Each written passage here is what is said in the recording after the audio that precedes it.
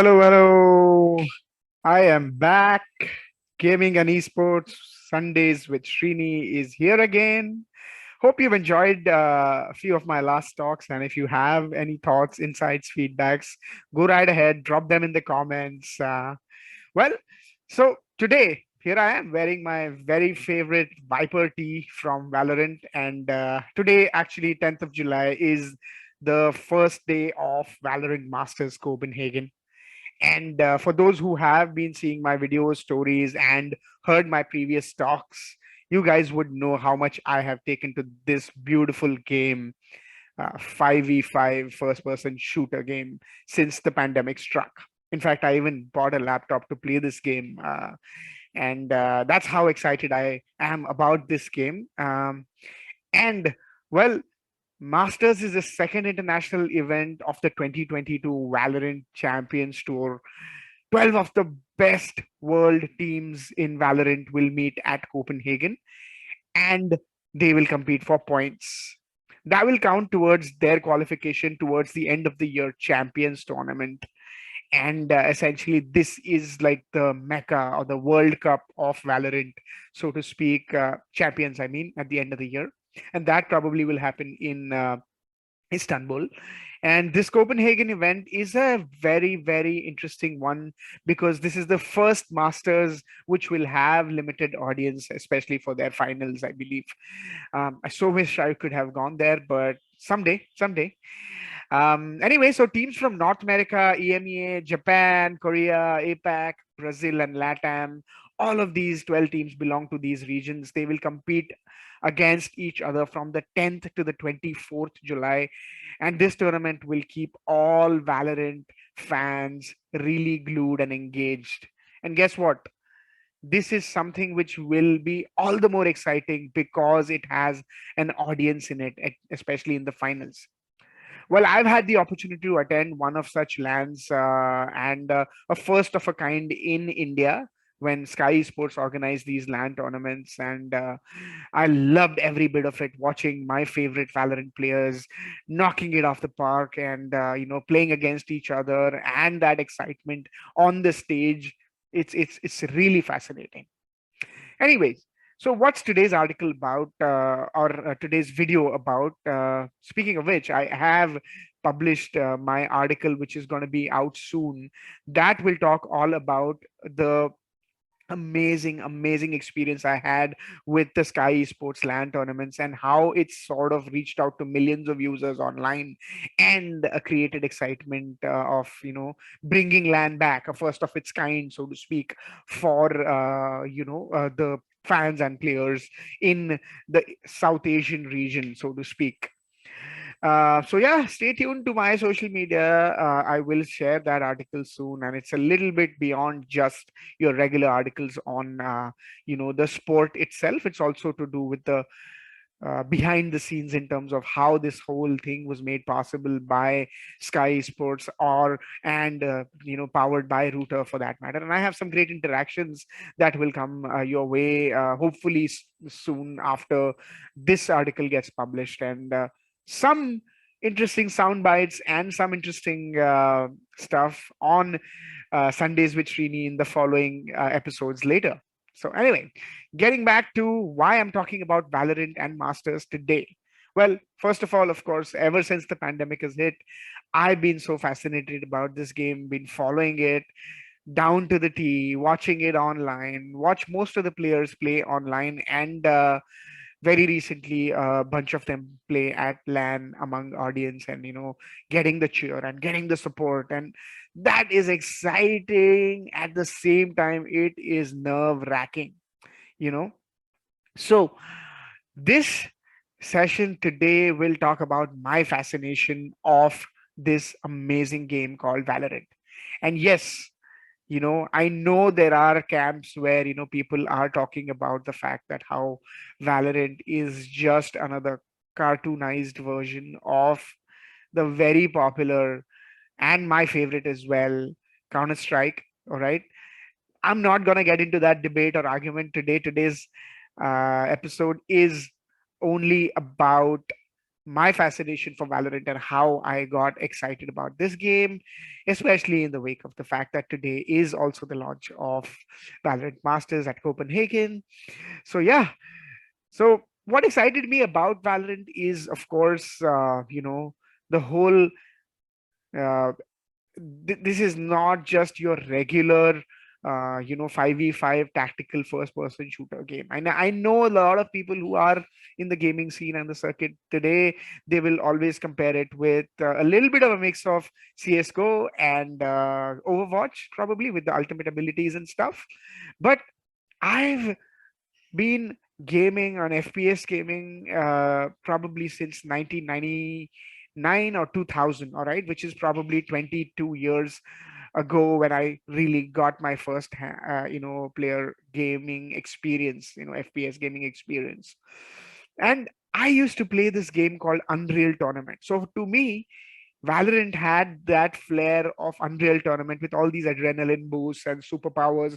And in fact, funny thing is, Unreal also had these capture the flag, somewhat similar to Spike Rush, or these smaller different versions of FPS 5v5 kind of game, not necessarily a long drawn first to 13 who gets the win in terms of either detonating more spikes or diffusing them or killing the entire teams on the opposite end, right?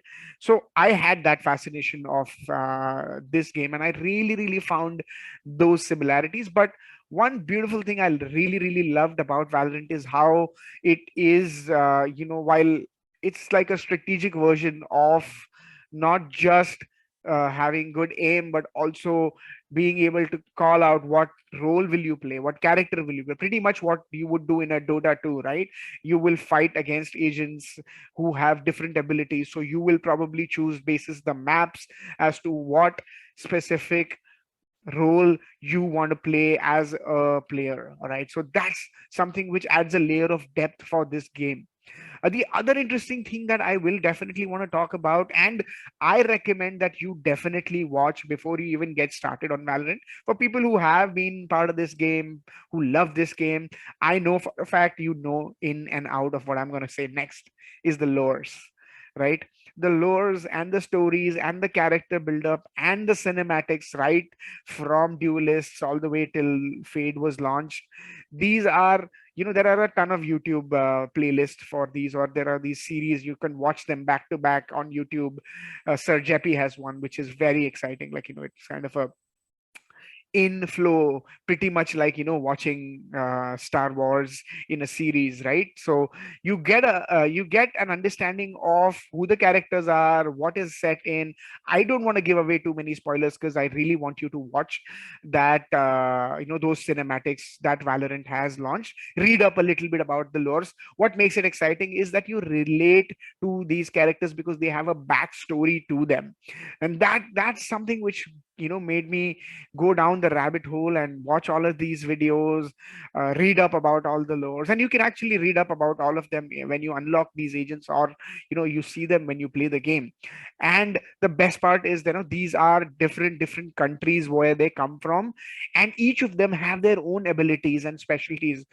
The best thing about playing this FPS game is not that, oh, one player has a molly, the other one will have to, one player has a smoke, the other one will have a smoke too. There are ton of different abilities which can actually counter each other, right? Simple example, there is a this Viper, he is a toxic chemist. You know what, there's a whole Viper's pit in which you go, then your health reduces and you can get shot with a single headshot, right? That's one. There's a Sage, which is a medic healer, who could even in fact resurrect, because these are all agents who are powerful radiants, which I don't want to get into too much. You watch the cinematics and you will get an understanding of what this whole premise and this whole universe is set in. In fact, if you are a big fan of science fiction, and if you have watched Fringe, which is a TV show based on certain uh, scientific fringe science principles, you would really love Valorant because it has something very similar to that particular TV show. But broadly, this is about the whole fascination that I have for the game because of the stories, and because how I love reading up and I love watching TV shows and animes and stories. So it sort of has a backstory like most games, I think, but I really, really find that very gripping to, follow through, and you sort of get affiliated to all these agents like Skye behind there, the painting there, or the poster. She has the abilities to kind of, she's a nature healer in a sense. She has the ability to heal. She has her own, I'd say, a wolf or a dog, which basically hunts and tracks and initiates and understands where people are, or where your enemies are. So it's a very well balanced playing game, and it actually did a huge amount of run around when it was launched. A lot of people, of course, really took time to get adjusted to it, all the pro players, and a lot of people from CSGO also shifted on to Valorant to kind of make a name for themselves. As we speak, in fact, Sentinels, one of the top teams, so-called top teams who won one of the champions in the past of the first edition of it, they in fact got Shroud on board. I don't want to make a big hype of it because I know it isn't, because there are a ton of exciting players who are really, really good at what they've been doing for the last 2 years. But the point is, there's a lot of excitement coming Valorant's way, and it is exciting for reasons that I mentioned, right? It's by Riot Games, who made League of Legends, and League of Legends has been here for a while. And I believe both Valorant and CS:GO can coexist, just like League of Legends, and Dota 2 coexist in their own ways. And I think that's definitely gonna help, be, an inclusive ecosystem in the gaming and esports industry, so to speak. But coming back to Valorant, I mean, the game is practically launched during the pandemic and just a few years old.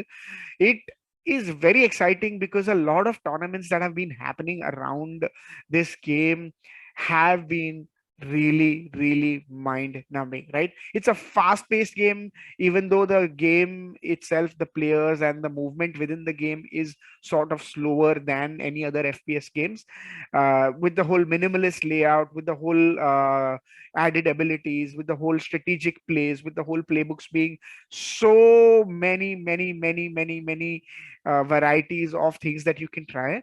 And best is that Riot Games from time to time keeps changing certain abilities of certain players, either nerfing them or buffing them, to give advantage to people to pick the right kind of agents at different kinds of time and in different kinds of map to make their strategic play. So it's never boring, right? In a sense, I'm not saying any other games are, but it's always something that is happening in the space which keeps it all the more exciting. And that's something which I really, really love about this game in itself.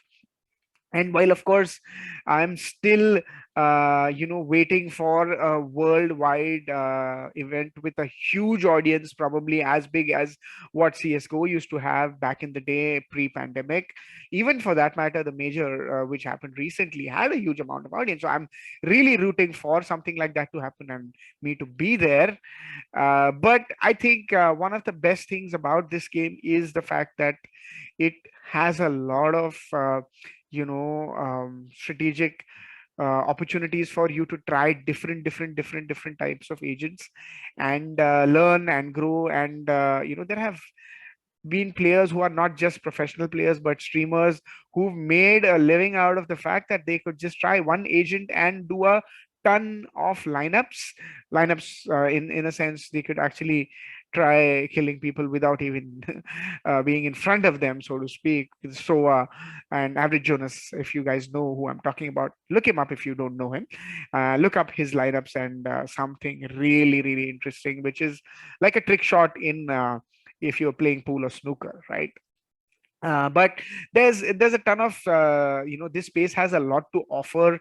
That's one good thing that has happened about Valorant. And also for India and South Asia, that's also a good thing. In a sense, we have sort of gone back on the map with our participation being with a few teams of ours representing in the APAC region. While it's a long way for us to even get to a win and proceed further, I think it's all the more exciting and And guess what? There's also something more coming, which I think I'll do a whole video on separately later for this game or this particular uh, ecosystem, so to speak, is franchising. Just like League of Legends, there will be an opportunity for teams across the world to set up their own franchise teams and get paid, and of course, get opportunities for brands and sponsors to be part of this ecosystem, to sort of rake in the millions and millions that are up for grabs, and the eyeballs and the audience. This game is here to stay for sure, and I'm gonna be a big ardent fan of it. Besides, I will of course talk about other things on gaming and esports Sundays with Srini. This game is definitely gonna be close to me, and I am gonna get better at playing and knowing and talking more about this. So, yeah, I hope you guys are really excited about the Masters. I don't want to predict anything, but I'm really, really hoping and rooting an Asia team to kind of be up there. Last time they were in the top four. Who knows? Maybe this time one of the teams could actually go ahead and win it. Right. So no predictions as of now, but I really root for some underdogs to win it this time around. And yeah, looking forward to it. So see you soon on Sundays with Srini next Sunday.